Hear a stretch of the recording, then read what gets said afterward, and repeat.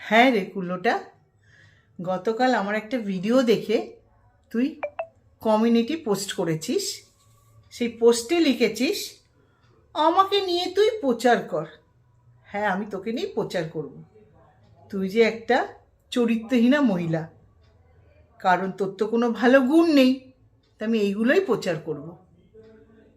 আর লিখেছিস অন্য মহিলাকে উদ্দেশ্য করে আর ড্যাশ ড্যাশ দিয়ে একটা ওয়ার্ড লিখেছিস। তুই নিজে ওইটা বুঝেছিস, ওই ড্যাশ ড্যাশটা, যার জন্যে তুই অন্য মহিলাকে বলতে পেরেছিস। বুঝেছিস তো? তুই নিজেই ওই আর ড্যাশ ড্যাশ। কথায় আছে না, যে যেরকম জগৎ তাকে দেখেও সেরকম। তুই চ্যানেলটা খোলার পর থেকেই প্রতিবাদের নামে গালিগালাজ করতিস। নেংটির ড্রেস নেংটি খুলে দেখাতো, তখন তুই ধুমা নেংটিকে গালিগালাজ করেছিস।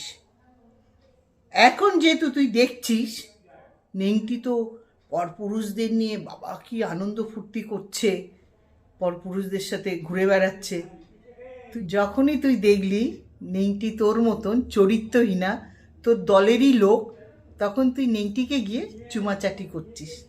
তাই না রে কুলোটা? এই হচ্ছে তুই কুলোটা।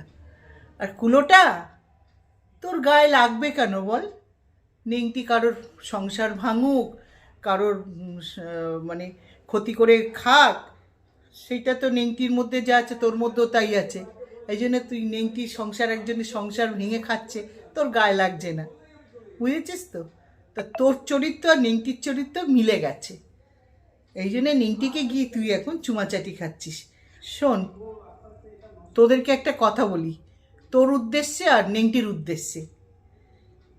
পরের সংসার পরমানন্দ, নিজেদের পকেটে যত টাকা আসবে ততই আনন্দ। সেই দলের লোক হচ্ছে তুই আর নেংটি। বুঝেছিস তো?